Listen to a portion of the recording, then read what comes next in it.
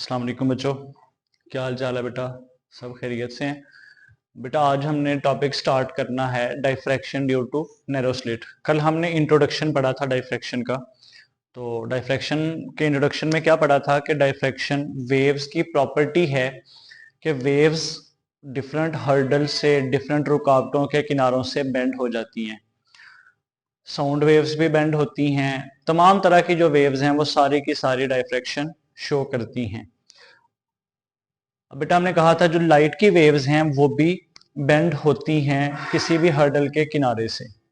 हमने उसको Huygens principal से प्रूव भी किया था in with the help of wave fronts. तो हाइजेंस वेव थ्योरी सही साबित हो गई। हाइजन ने डाइफ्रैक्शन को भी प्रूव कर दिया हाइजेंस प्रिंसिपल से। जो यंग्स डबल स्लिट एक्सपेरिमेंट है वो भी एक्सप्लेन हो गया। तो आज हम एक छोटा सा एक्सपेरिमेंट डिस्कस करने वाले हैं, diffraction due to narrow slit. इससे पहले बेटा हम यंग्स डबल स्लिट एक्सपेरिमेंट पढ़ के आ रहे हैं। उसके अंदर दो नैरो स्लिट्स थे छोटे छोटे, जिसमें स्क्रीन पर आपको मैक्सिमा और मिनिमा का पैटर्न नजर आता है। लेकिन आज के टॉपिक में दो स्लिट्स नहीं होंगे बल्कि एक ही नैरो स्लिट होगा। बेटा डाइफ्रैक्शन वेव्स करती हैं, हमें ढोल की आवाज बहुत दूर से भी सुनाई देती है। इसके अलावा अगर साथ वाले रूम के अंदर म्यूजिक चल रहा हो तो वो आवाज भी हमें सुनाई देती है। तो बेटा कैसे सुनाई देती है? डाइफ्रैक्शन की वजह से। इसी तरह अगर किसी दीवार के अंदर छोटी सी विंडो होती है, बाहर सनलाइट है, बाहर सूरज की लाइट आ रही है, छोटा सा सुराख होता है, उसमें से जब लाइट आती है तो वो पूरे रूम के अंदर फैल जाती है। क्यों फैलती है? बिकॉज लाइट जो है वो उस हर्डल के किनारों से बेंड होके स्प्रेड हो रही है towards the those places where light can not proceed. जहां लाइट के पहुंचने की कोई प्रोबेबिलिटी मौजूद नहीं है, बेंड होने के बाद लाइट उन जगह पर भी, इनएक्सेसिबल प्लेसेस तक भी पहुंच जाती है। तो लाइट बेंडिंग शो करती है, लाइट वेव्स वाली प्रॉपर्टी शो करती है। इट मींस दैट कि प्रूव हो गया कि लाइट की नेचर वेव नेचर है। अब छोटा सा जो एक्सपेरिमेंट है इसके अंदर हम क्या डिस्कस करने वाले हैं? हम डिस्कस करने वाले हैं diffraction due to narrow slit. बेटा कल मैंने आपको एक प्रोमिनेंट डाइफ्रैक्शन की कंडीशन बताई थी, तो आपको होपफुली याद होगी। आप इस बात का आंसर कर सकेंगे कि हम diffraction due to narrow slit ही क्यों पढ़ रहे हैं। तो एक लम्हे के लिए वीडियो को पॉज करके जरा सोचें कि नैरो स्लिट क्यों होना चाहिए।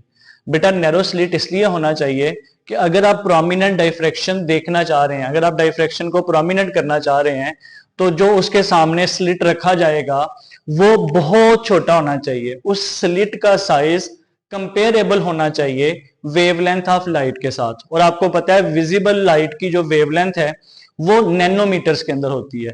इट मींस दैट कि अगर आप विजिबल लाइट की डाइफ्रैक्शन को अंडरस्टैंड करना चाह रहे हैं, डाइफ्रैक्शन को प्रोमिनेंट करना चाह रहे हैं, तो जो उसके सामने स्लिट प्लेस किया जाना है उसका साइज भी नैनोमीटर्स के अंदर होना चाहिए।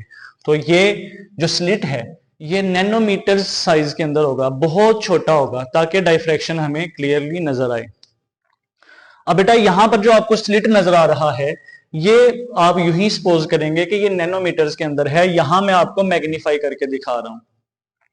जब लाइट इसमें से पास करती है, इस नैरो स्लिट में से जब लाइट गुजरती है तो वो इस तरह का पैटर्न शो करती है।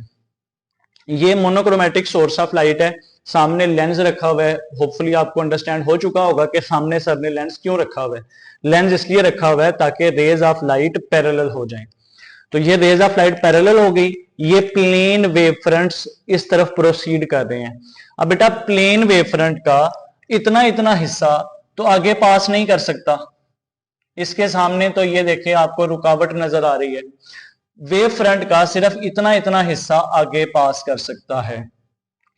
तो अगर न्यूटन की कॉर्पस्कुलर थ्योरी को सही माना जाए तो इस स्लिट में से इतना इतना हिस्सा ही आगे पास करना चाहिए था, जिसकी वजह से सामने स्क्रीन के ऊपर इतना इतना आपको ब्राइट स्पॉट दिखाई देता।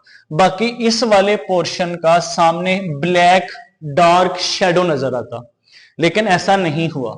जब इस छोटे से स्लिट में से लाइट पास कर रही है तो उसके सामने आप देखोगे कि एक पैटर्न नजर आ रहा है। ये दरमियान के अंदर बड़ा सा मैक्सिमा बना हुआ है, ये भी मिनिमा है, ये भी मिनिमा है, और ये दोनों फिर मैक्सिमा बने हुए हैं। और अगर आप आगे प्रोसीड करें, अगर स्क्रीन को देखेंगे तो आपको मैक्सिमा और मिनिमा का पैटर्न नजर आएगा।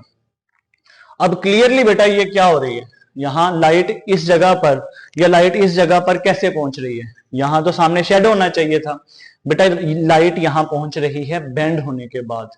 लाइट, ये जो वेव फ्रंट जब यहां से गुजरता है तो वो बेंड हो जाता है, और बेंड होकर लाइट इस तरफ मूव करती है। अभी आगे मैं एक्सप्लेन भी करता हूं। बेटा आप एक चीज नोट कर रहे होंगे कि जब हमने डबल स्लिट एक्सपेरिमेंट पढ़ा, वो डबल स्लिट है, ये सिंगल स्लिट है, तो सिंगल स्लिट और डबल स्लिट के पैटर्न के अंदर क्या फर्क है? जो उसका फ्रिंज पैटर्न बन रहा है, जो स्क्रीन के ऊपर आपको पैटर्न नजर आ रहा है, उसमें क्या डिफरेंस है?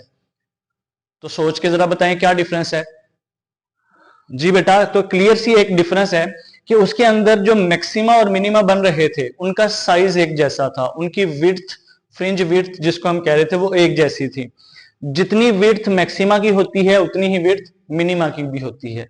बट सिंगल स्लिट डाइफ्रैक्शन में, इसको सिंगल स्लिट इंटरफेरेंस भी कहते हैं, सिंगल स्लिट डाइफ्रैक्शन के अंदर दरमियान के अंदर एक बड़ा सा मैक्सिमा बनता है, इसकी इंटेंसिटी ज्यादा होती है। फिर दो मिनिमा बनते हैं, एक इस साइड पर और एक इस साइड पर, फिर मैक्सिमा बनते हैं। बेटा ये दोनों मैक्सिमा एक जितने होंगे, बिकॉज स्क्रीन से, स्लिट से ही एक ही डिस्टेंस पर है, जितने डिस्टेंस पर ये है उतने डिस्टेंस पर ये है, तो ये दोनों मैक्सिमा एक जितने होंगे। और इन दोनों मैक्सिमा की जो इंटेंसिटी होगी लाइट की, वो इस सेंट्रल मैक्सिमा से कम होगी, मध्यम होंगे थोड़े से। और बेटा इनकी जो विड्थ होगी वो भी छोटी होगी। क्या क्या फर्क बताया मैंने आपको इसमें और इसमें? पहला फर्क आपको यह बताया कि सेंट्रल मैक्सिमा बड़ा होगा इन मैक्सिमा के मुकाबले में। दूसरा फर्क आपको यह बताया कि सेंट्रल मैक्सिमा पर लाइट की इंटेंसिटी ज्यादा होगी, और इन दोनों जगह पर ये जो मैक्सिमा बन रहे हैं, इन दोनों मैक्सिमा में लाइट की इंटेंसिटी कम होगी। और जो जो आप इससे सेंटर से दूर जाते जाएंगे, यानी जो अगला यहां मिनिमा और फिर मैक्सिमा बनेगा, उस मैक्सिमा का साइज और छोटा हो जाएगा और वहां लाइट की इंटेंसिटी और कम हो जाएगी। सबसे ज्यादा इंटेंस लाइट यहां होगी, फिर उससे कम इंटेंसिटी की लाइट यहां, फिर अगला जो मैक्सिमा होगा वहां लाइट की इंटेंसिटी और कम हो जाएगी। तो आहिस्ता आहिस्ता ये पैटर्न फिर गायब हो जाएगा, डिमिनिश हो जाएगा, आपको नजर नहीं आएगा। ये अभी भी मैंने ये जो पैटर्न बनाया है आपके सामने, ये काफी बड़ा पैटर्न है। अगर आप स्क्रीन पर देखें तो बिल्कुल छोटा सा पैटर्न हमें देखने को मिलता है। तो बेटा आपको डिफरेंस बताया है कि डबल स्लिट इंटरफेरेंस में और सिंगल स्लिट इंटरफेरेंस में क्या फर्क है, उसके पैटर्न में क्या फर्क है। डबल स्लिट में डार्क और ब्राइट फ्रिंजेस का जो विड्थ होती है वो बराबर होती है, और सिंगल स्लिट के अंदर जो विड्थ है वो डिफरेंट होती है। सेंट्रल मैक्सिमा बहुत बड़ा होता है, फिर मैक्सिमा जो जो आप सेंटर से दूर जाते जाएंगे, मैक्सिमास की तादाद, मैक्सिमा का जो साइज है वो छोटा होता जाएगा और इंटेंसिटी ऑफ लाइट भी कम होती जाएगी। अब जरा एक्सप्लेन करने की कोशिश करते हैं कि ऐसा हो क्यों रहा है यूजिंग हाइजेंस प्रिंसिपल। तो बेटा हाइजेंस प्रिंसिपल के मुताबिक every point on the wave front will act as a source of secondary wavelets. ये वेव फ्रंट आ रहा है पीछे से, वेव फ्रंट का इतना इतना हिस्सा ब्लॉक हो गया, वेव फ्रंट का इतना सा हिस्सा आगे की तरफ जाएगा। अब बेटा every point of a wave front, ये मैंने कुछ पॉइंट्स बनाए हैं जो इस वेव फ्रंट्स पर हैं, will act as a source of secondary wavelets. यानी ये जो वेव फ्रंट हैं ये क्या करेंगे, ये जो पॉइंट्स हैं वेव फ्रंट पर, ये क्या करेंगे, ये अपने वेव फ्रंट्स बनाएंगे। इनको सेकेंडरी वेवलेट्स कहा जाता है। तो ये इन्होंने अपने वेव फ्रंट्स बनाए। अब आपको बेटा पता है कि नेक्स्ट जो वेव फ्रंट होगा, इस स्लिट से गुजरने से पहले वेव फ्रंट ये था, लेकिन जब वेव फ्रंट इस स्लिट में से गुजरा तो अगला जो वेव फ्रंट होगा वो कैसा बनेगा। बेटा अगला वेव फ्रंट बनेगा by plotting the common tangent. इन तमाम सेकेंडरी वेवलेट्स का कॉमन टेंजेंट ड्रॉ करके बनाएंगे हम नया वेव फ्रंट। तो कॉमन टेंजेंट कुछ इस तरह का बनेगा। तो नया वेव फ्रंट बच्चों ऐसा होगा। अब ये वाला वेव फ्रंट आगे की तरफ प्रोसीड करेगा। जब ये आगे की तरफ फैलता जाएगा तो लाइट उन जगह पर भी पहुंचेगी जिन जगह पर लाइट के पहुंचने का कोई चांस नहीं था जहां से लाइट ब्लॉक हो रही थी। अब बेटा इसको रेज की हेल्प से अंडरस्टैंड करते हैं। देखो बेटा ये इसने वेव फ्रंट बनाया,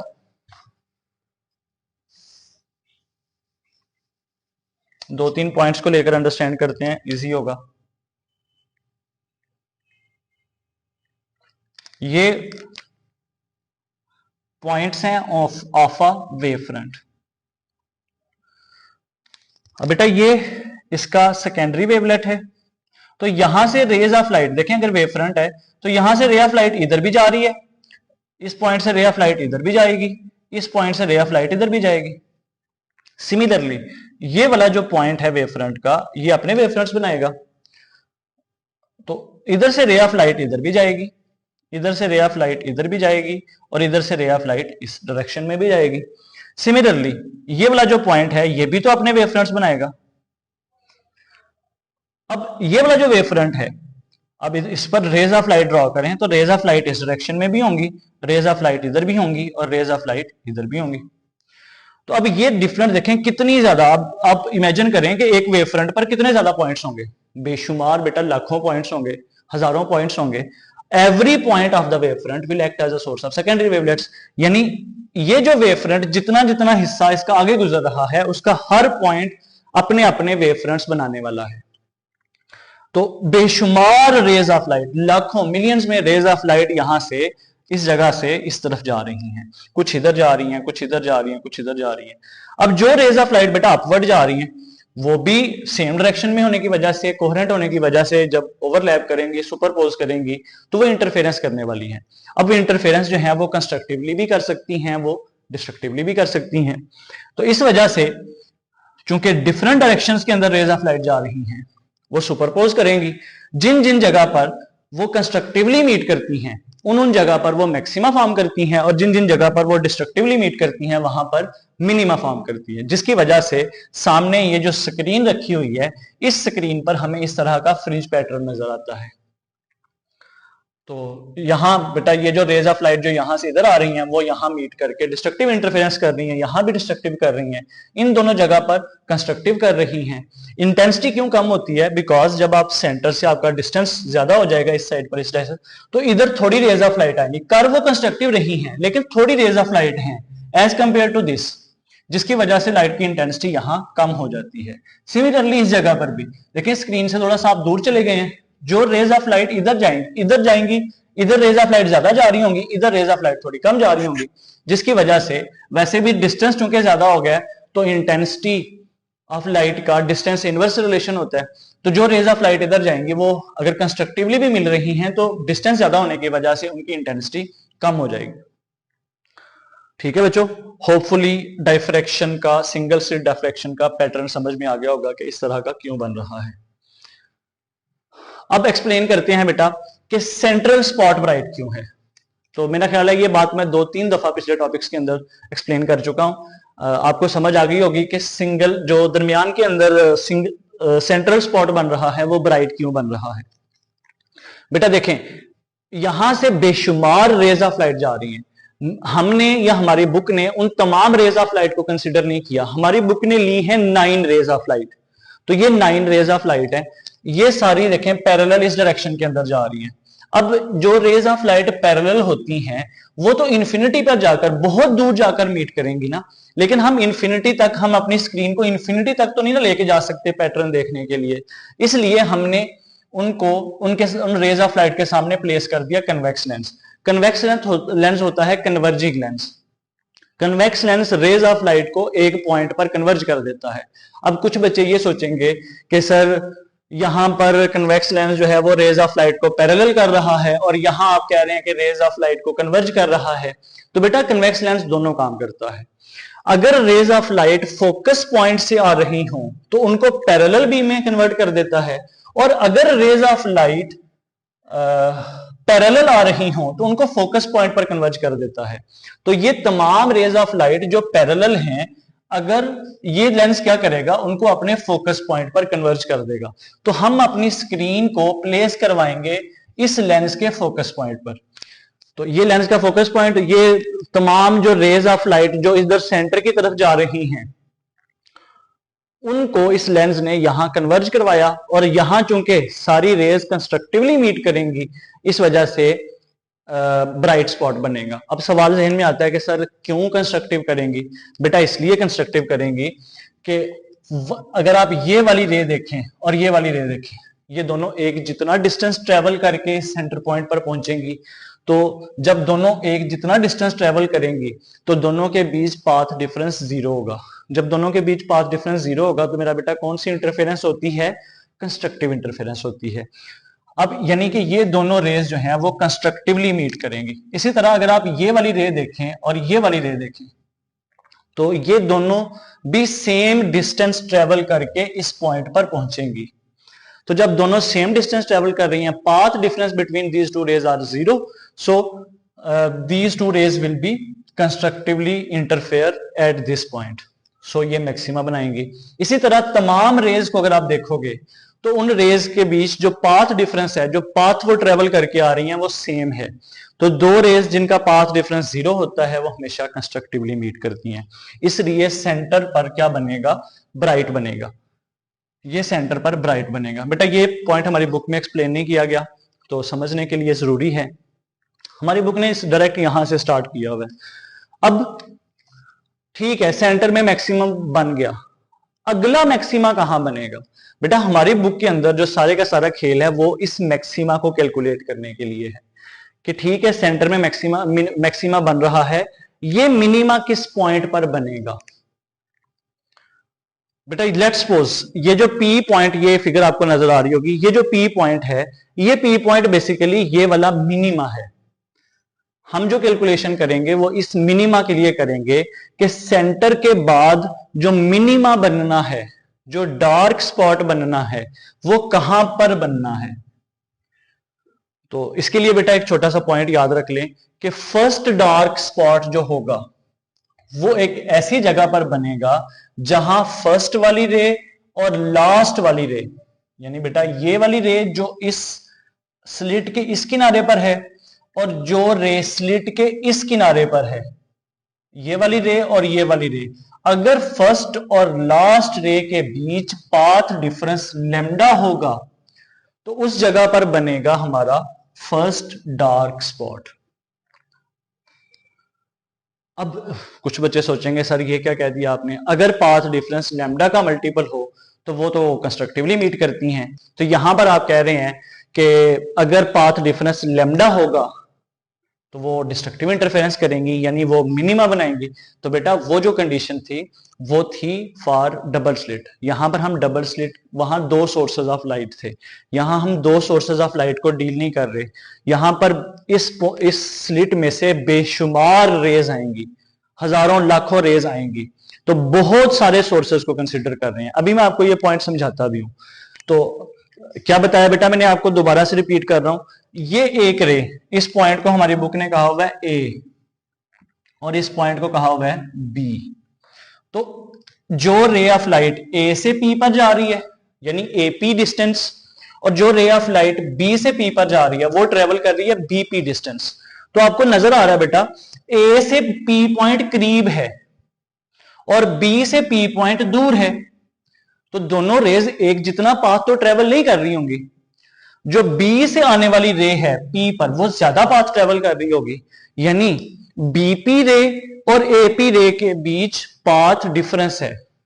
तो मैं क्या कह रहा हूं कि अगर एपी और बीपी के दरमियान जो पाथ डिफरेंस है वो लैम्डा के बराबर हो तो वो दोनों रेज कंस्ट्रक्टिवली नहीं बल्कि डिस्ट्रक्टिवली मीट करेंगी। दोबारा से स्लिप ऑफ टंग हो गया था। अगर जो रे ऑफ लाइट ए से पी पर जा रही है और जो रे ऑफ लाइट बी से पी पर जा रही है, अगर इन दोनों के बीच पाथ डिफरेंस लैम्डा हो तो ये दोनों रेज डिस्ट्रक्टिव इंटरफेरेंस करेंगी और उस जगह पर पहला ब्राइट स्पॉट पहला डार्क स्पॉट बनेगा। उस जगह पर क्या बनेगा बेटा? फर्स्ट डार्क फ्रिंज बनेगी। अब समझते हैं कैसे। तो बेटा ये इतनी सारी रेज ऑफ लाइट आ रही हैं, यहां से ये सारी बेंड हो रही हैं, यानी बेटा ये रेज ऑफ लाइट आ रही थी यहां से, समझें जो रेज ऑफ लाइट जा रही है ना इस तरफ, यहां से ये इनको देखें जरा, जो पी पॉइंट की तरफ जा रही है, ये पी पॉइंट की तरफ जो रेज ऑफ लाइट जा रही है, तो तमाम पॉइंट से जा रही होंगी ना। ये मैंने सिर्फ इस फिगर के अंदर वही रेज ऑफ लाइट बनाई हैं जो पी पॉइंट की तरफ जा रही है। जो सेंटर वाली जा रही थी उनको यहां एक्सप्लेन कर दिया, जो पी पॉइंट की तरफ जा रही थी उनको अलहदा से बना के यहां पर एक्सप्लेन किया है। तो हमारी बुक ने बनाई है 9 रेज, आप 9 से ज्यादा भी ले सकते हैं। बेटा देखो, अगर फर्स्ट वाली रे और लास्ट वाली रे यानी जिसको 9th रे कहा हुआ है, इसके बीच अगर पाथ डिफरेंस लैम्डा है, तो देखिए बेटा ये जो लाइन मैंने प्लॉट की हुई है ये इस तरह से प्लॉट की है कि इस लाइन से इस तरफ, इस लाइन से इस तरफ तमाम रेज का पाथ ट्रेवल सेम है। यानी इस लाइन के बीच सबका पाथ डिफरेंस क्या है, पाथ सेम है, एक जितनी लेंथ है। तो फर्स्ट वाली में और लास्ट वाली में ये पाथ डिफरेंस है ना BC, यानी लास्ट वाली रे ने फर्स्ट वाली रे की निस्बत लैम्डा पाथ ज्यादा ट्रेवल कर रखा है। ये लैम्डा क्यों कह रहा हूं अभी आपको समझ आ जाएगी। फर्स्ट वाली रे ने और लास्ट वाली रे की निस्बत लैम्डा पाथ ज्यादा ट्रेवल किया हुआ है, यानी फर्स्ट और लास्ट रे के बीच पाथ डिफरेंस लैम्डा के बराबर है। अगर लैम्डा के बराबर होगा तो यानी अगर आप जितनी मर्जी रेस पोज कर लें, आप 100 रेस ले लें, आप 200 ले लें, 500 ले लें, तो फर्स्ट और लास्ट यानी फर्स्ट और 500 जो रे होगी उसके बीच पाथ डिफरेंस अगर लैम्डा के बराबर होगा तो दे विल लैम्डा या लैम्डा का इंटीग्रल मल्टीपल, तो करेक्शन कर लीजिएगा, लैम्डा या लैम्डा का इंटीग्रल मल्टीपल होगा तो वो क्या करेंगे, वो पी पॉइंट पर डिस्ट्रक्टिवली मीट करेंगे। अब कैसे, तो उसका आंसर बेटा यहां पर छुपा हुआ है, मैं समझाता हूं कैसे। तो बेटा ये देखें, ये फर्स्ट और लास्ट के बीच पाथ डिफरेंस जो है वो लैम्डा है। अगर आप फिफ्थ वाली पे आ जाएं तो ये 1 है, ये 2 3 4 5, ये फिफ्थ वाली रे है ना, ये बिल्कुल सेंटर में है, सेंटर में। तो अगर फर्स्ट और लास्ट के बीच पाथ डिफरेंस लैम्डा है तो फर्स्ट और फिफ्थ के बीच पाथ डिफरेंस कितना होगा, सोचें जरा। बेटा देखें, फर्स्ट और सेकंड के बीच इतना इतना पाथ डिफरेंस है, फर्स्ट और थर्ड के बीच इतना इतना पाथ डिफरेंस है, फर्स्ट और फोर्थ के बीच इतना इतना पाथ डिफरेंस है, फर्स्ट और फिफ्थ के बीच ये पाथ डिफरेंस है। और पाथ डिफरेंस देखें, ये जो पाथ का लेंथ का फर्क है ये आहिस्ता आहिस्ता बड़ा होता जा रहा है। तो मैं ये सपोज करके चल रहा हूं कि फर्स्ट और लास्ट के बीच पाथ डिफरेंस कितना होना चाहिए, लैम्डा। तो बेटा आपने सोच लिया होगा कि फर्स्ट और फिफ्थ के बीच, चूंकि फिफ्थ वाली रे सेंटर में है, तो फर्स्ट और फिफ्थ के बीच पाथ डिफरेंस लैम्डा का हाफ होगा, आधा होगा। तो फर्स्ट और फिफ्थ के बीच पाथ डिफरेंस कितना, लैम्डा बाय 2। अब बेटा चूंकि ये वाला पॉइंट सेंटर पॉइंट है, इसको स्मॉल a कह लेता हूं मैं, ये वाला पॉइंट सेंटर पॉइंट है, तो टोटल जो स्लिट की विड्थ थी वो d के बराबर थी। टोटल a से लेकर b तक जो विड्थ है स्लिट की वो किसके बराबर है, d के। तो अब बेटा चूंकि ये फिफ्थ वाली रेस सेंटर में है तो a से स्मॉल a का डिस्टेंस d/2 होगा, हाफ है ना, सेंटर में है तो d/2 होगा। अब ये λ/2 है, फर्स्ट और फिफ्थ के बीच पाथ डिफरेंस कितना, λ/2। ये साबित हो गया, फर्स्ट और फिफ्थ के बीच कितना पाथ डिफरेंस, λ/2। अब बेटा सेकंड और सिक्स्थ के बीच, यानी सेकंड रे और सिक्स्थ के बीच, ये सेकंड रे है और ये सिक्स्थ है, इसके बीच पाथ डिफरेंस कितना होगा, ये भी कितना होगा बेटा, λ/2। और इसी तरह सिमिलरली थर्ड और सेवंथ के बीच भी जो पाथ डिफरेंस होगा वो किसके बराबर होगा, वो λ/2 के बराबर होगा। और फोर्थ और 8 के बीच भी पाथ डिफरेंस कितना होगा, λ/2, क्योंकि जितना डिस्टेंस फर्स्ट और फिफ्थ है उतना ही फिर 2 से 6 है, उतनी ही फिर 3 से 7 है, उतनी ही फिर 4 से 8 है। तो पाथ डिफरेंस इन पेयर्स में क्या होगा, वो λ/2 होगा। अब आप खुद बताएं, जिन दो रेज के बीच पाथ डिफरेंस λ/2 होता है वो कौन सी इंटरफेरेंस करती हैं मेरा बेटा, वो डिस्ट्रक्टिव इंटरफेरेंस करती हैं। देखें, एक रे ये है, दूसरी रे आप समझ लें वेव की फॉर्म में बना रहा हूं, दूसरी वेव ये है,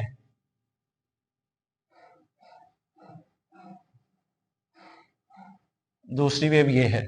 तो इन दोनों के बीच पाथ डिफरेंस कितना है, इन दोनों के बीच पाथ डिफरेंस है इतना इतना, और ये डिस्टेंस कितना है, यहां से लेकर यहां तक, ये पूरा वेवलेंथ होता है ना, तो यहां तक कितना होगा, λ/2।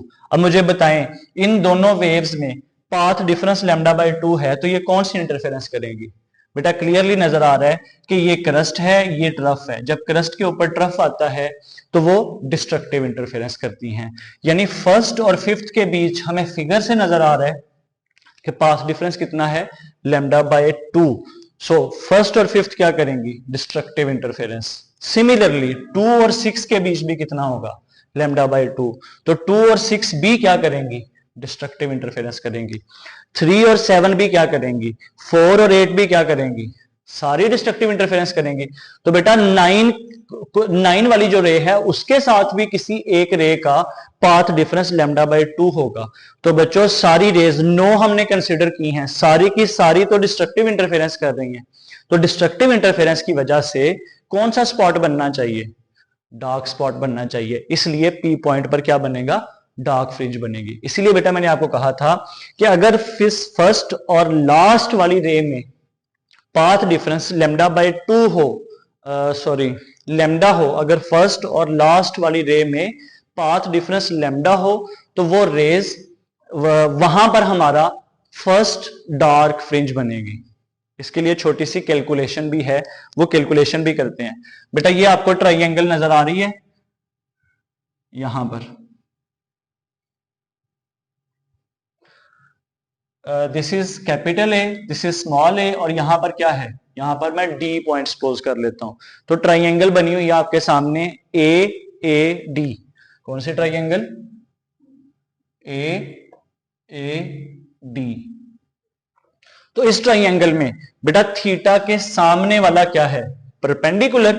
यहां थीटा के सामने वाला आपको नजर आ रहा है क्या है, परपेंडिकुलर। और 90 के सामने वाला क्या होता है, हाइपोटेन्यूज। तो देखें हमें ये वाली साइड मालूम है ना, ये वाली साइड यानी हमें हाइपोटेन्यूज का पता है, और ये वाली साइड यानी परपेंडिकुलर का पता है, क्योंकि थीटा के सामने परपेंडिकुलर है।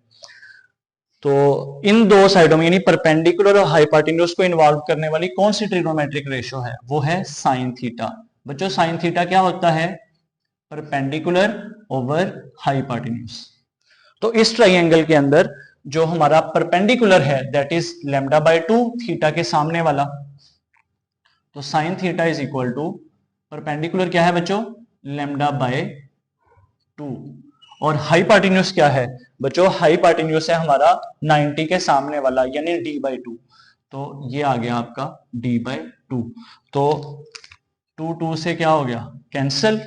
अगर मैं d इधर, अब यहाँ d बचा हुआ है ना, यहाँ ये जो d है अगर मैं इसको इधर ले जाऊं तो ये बन जाएगा d sine theta will be equals to lambda.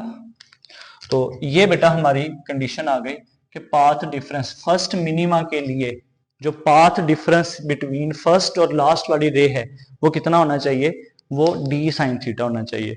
अगर आप सेकेंड ब्राइट स्पॉट की बात करते हैं या थर्ड की करते हैं तो उसके लिए मैं जनरल इक्वेशन बना सकता हूं, d sine theta is equal to m lambda, d sine theta is equal to m lambda. और यहां बच्चों m क्या है, m है हमारा +-1 +-2 +-3 अप टू सो ऑन, यानी first minima, second minima, third minima. बेटा ये दोनों जो हैं these are called first minima. और इसके बाहर जो यहां पर आपको मिनिमा नजर आएंगे ये भी तो मिनिमा होंगे ना, यहां पर भी ये दोनों होंगे सेकंड मिनिमा, ये दोनों सेकंड मिनिमा। बेटा इसके लिए मैं m की वैल्यू +1 लूंगा, इसके लिए m की वैल्यू क्या होगी, -1। और यहां पर ये जो बने हैं दिस इज m की वैल्यू +2 और इसके लिए m की वैल्यू -2। ठीक है बच्चों। अब ये साइड इंफॉर्मेशन के अंदर हमें ये पैटर्न नजर आ रहा है सिंगल स्लिट डाइफ्रैक्शन का। अगर आप सामने से पैटर्न देखेंगे तो आपको इस तरह का नजर आएगा। सेंटर में मैक्सिमा, ब्लू कलर की लाइट यूज कर रहा हूं ना मैं थ्रू आउट, तो सेंटर में ब्लू कलर की लाइट यूज कर रहा हूं, मतलब सेंटर में हमें ब्लू कलर बड़ा सा विड्थ में नजर आएगा। फिर ये सेंट्रल मैक्सिमा है। फिर बेटा ये दोनों फर्स्ट मिनिमा, ये दोनों फर्स्ट मैक्सिमा, ये दोनों क्या है बेटा, फर्स्ट मैक्सिमा। इसके लिए ये दोनों फर्स्ट मैक्सिमा और ये सेकंड मिनिमा। बेटा ये जो ऊपर ग्राफ बना हुआ शो कर रहा है ये इंटेंसिटी का ग्राफ है कि सेंट्रल जो मैक्सिमा होगा उसकी इंटेंसिटी सबसे ज्यादा होगी। फिर ये दोनों जो फर्स्ट मैक्सिमा हैं इनकी इंटेंसिटी दोनों की बराबर है लेकिन इससे कम है, सेंट्रल मैक्सिमा से इनकी इंटेंसिटी कम होगी। और जो जो आप सेंटर से दूर जाते जाएंगे जो अगला मैक्सिमा होगा उसकी इंटेंसिटी और कम होगी और आहिस्ता आहिस्ता ये इस तरह का ये डाई आउट हो जाएंगे। ये पैटर्न जो हमें फिलहाल तो काफी बड़ा सा दिखाई दे रहा है, अगर आप प्रैक्टिकली देखेंगे, प्रैक्टिकल करते हुए देखें तो ये बिल्कुल छोटा सा पैटर्न बनता है। तो होपफुली बेटा ये हमारा टॉपिक था आज का, सिंगल स्लिट डाइफ्रैक्शन। तो वो बात मैंने प्रूव कर दी कि सारी रेज के बिटवीन अगर आप पेयर्स ऑफ रेज को अंडरस्टैंड करें, क्योंकि दो रेज को अंडरस्टैंड करना, दो रेज की इंटरफेरेंस को समझना आसान होता है, इसलिए दो दो रेज से मैंने समझाया कि फर्स्ट और फिफ्थ के बीच λ/2, सारी अगर आप दो दो में देखें तो सबके बीच पाथ डिफरेंस λ/2 बन रहा है। और जिन वेव्स के बीच पाथ डिफरेंस λ/2 का ऑड इंटीग्रल मल्टीपल हो वो हमेशा डिस्ट्रक्टिव इंटरफेरेंस करती हैं, जिसकी वजह से हमारा फर्स्ट मिनिमा बन रहा है। बेटा याद रखें ये जो सारी कैलकुलेशन है आज की वो फर्स्ट मिनिमा के लिए है, हमने मिनिमा की कैलकुलेशन की है कि फर्स्ट मिनिमा कहां बनेगा। तो वीडियो को बेटा बार बार सुने, कोई भी क्वेश्चन होगा, कोई पॉइंट अगर क्लियर नहीं हुआ तो वो आप डिस्कशन लेक्चर के अंदर लाजमी डिस्कस किया करें। ओके बेटा, अपना ख्याल रखिएगा, अल्लाह हाफिज।